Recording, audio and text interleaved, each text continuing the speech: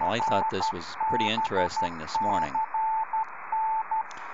Kind of looking at the propagation map, and my location here in FN01 is about there where the hand is. And WD4GSM is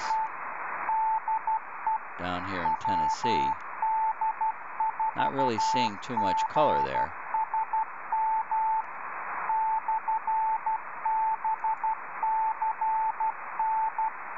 Matter of fact, refreshing the screen shows even less, where here we are, way down here in Tennessee here. So that's 410 miles away. I don't know how much power it's running. And I also don't know if there's another beacon that seems to be right underneath it.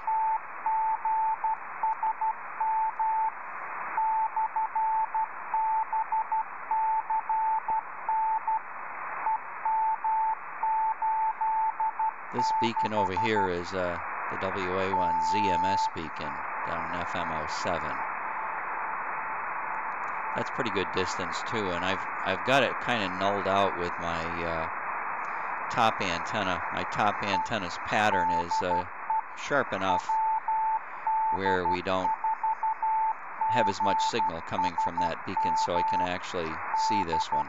The trick every day if I want to listen for this beacon is to do this thing so that I can move the ZMS beacon out of the bandpass, make it weaker. Then I can usually find this. So this is nice and loud today. Interested to see what propagation is in that area today. I suspect it'll be pretty decent. Looking at the high pressure map, or the surface weather analysis map. Of course, we don't know what it is up higher in altitude. We know this is the surface radar map. And you know, the high's got clockwise winds. So I think that's what we're seeing on the low pressure over here has got counterclockwise winds, and what seems to be working for me lately is looking at those rotations and imagining what could take place if there's hot air down south of them. It would get sucked up, kind of like a blender. Nice little beacon, or nice little ping came through too. It would get sucked up in the middle and create some perhaps layering. Maybe the hot air will come up over the top of cold air, and that will make for some ducting. Might explain what's going on over here with this red blob. And there appears to be nothing over here happening that would make this high pressure zone pull up any air. But you got to make some noise.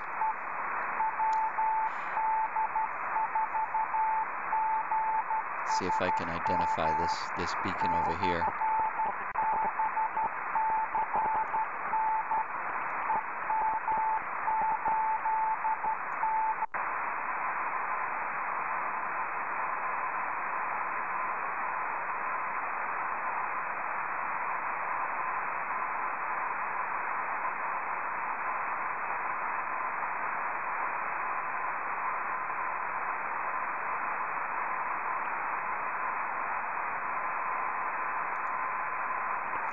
Oh, and the time right now is about 6:10 in the morning, Eastern time.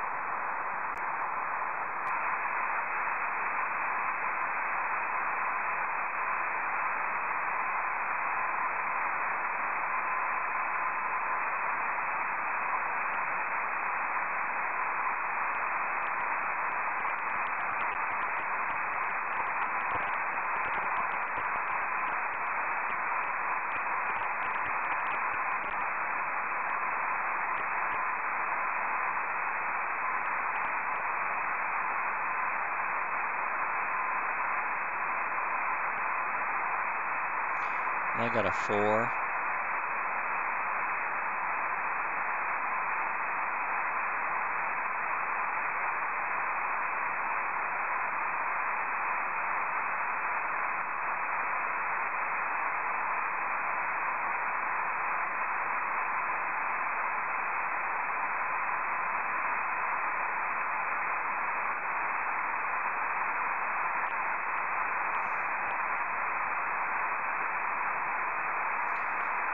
Yeah, that beacon is fading.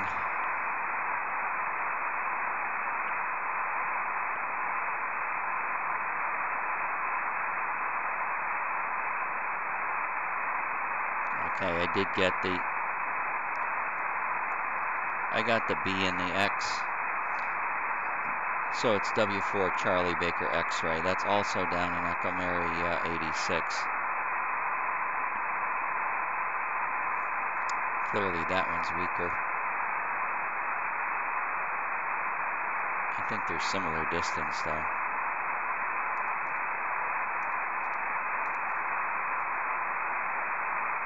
Yeah, 427 miles. Looks like we've got a little QSB fade on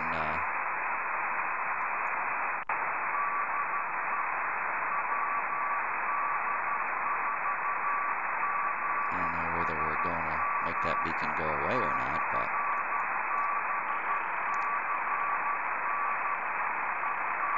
let's engage my small antenna.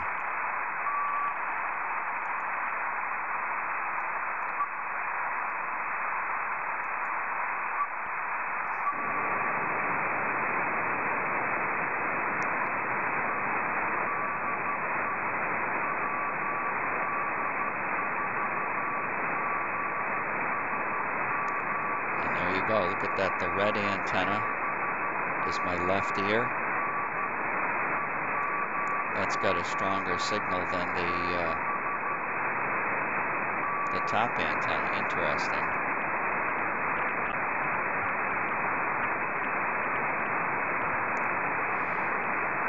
I wish well, you'll be able to hear on YouTube. You can hear the left ear, right ear.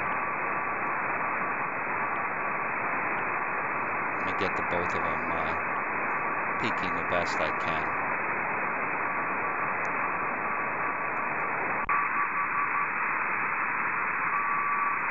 That's the top antenna by itself.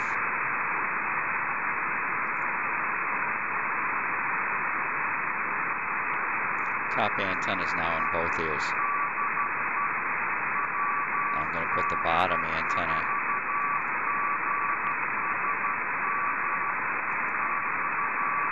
Right, that's the bottom antenna, which is showing as a vertical line here. I'm going to put the top antenna.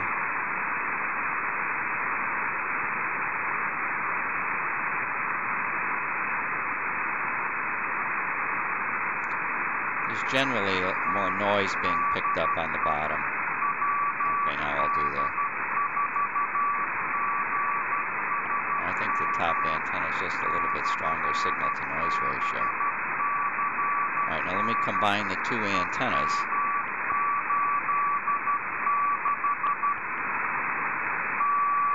This is what Linrad program has done to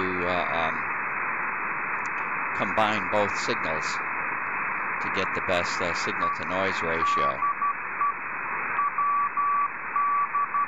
And we can see that in the right ear now becomes blue, but it's a combination of both antennas. So this is a pretty effective way for me to listen to my receiver. And I suspect that's exactly what would happen when I transmit in two different directions. If I could get the phase angles all added together correctly, I might actually get to be louder. But that is way too complicated. You could do that by adjusting cable lengths.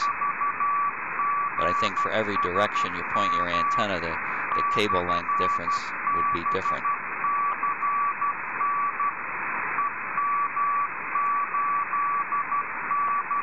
kind of cool to watch how they combine the signals.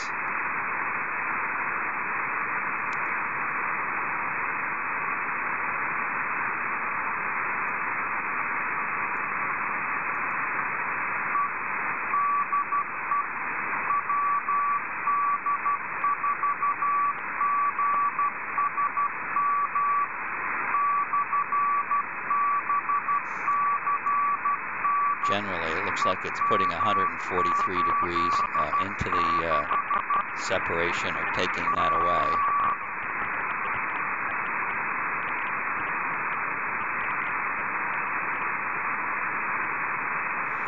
Well, I'm going to shut this video off. This is about 6:15, and I'm going to go make some noise.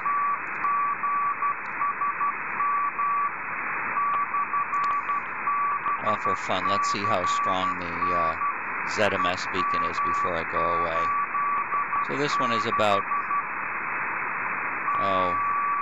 9 dB or so above the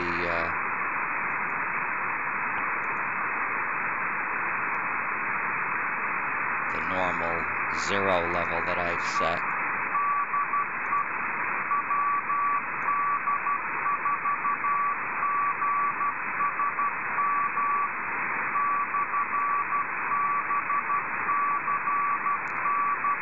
Not that high, probably 7 dB.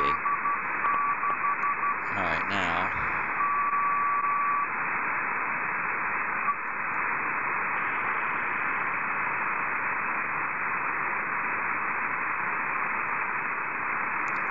this is about where the antenna needs to be for the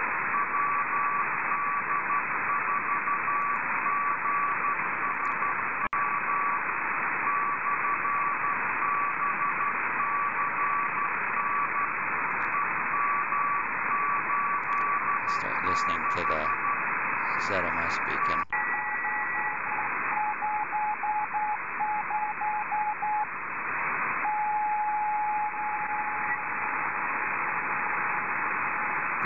This is not a strong signal from the ZMS beacon. That ZMS beacon is many times much stronger than that.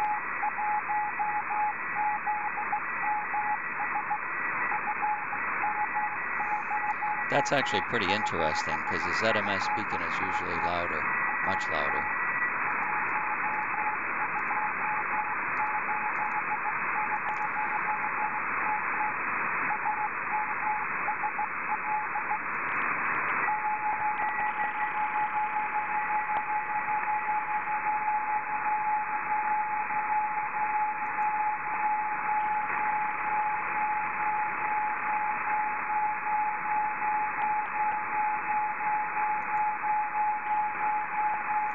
That one is clearly coming through. More of the signal is this horizontal, meaning it's coming from the bottom or the top antenna, which is in the right-hand ear. But what I'm going to do now, it's actually combined there, so I'll change this to right ear, left ear. Go back to go from adaptive to fixed.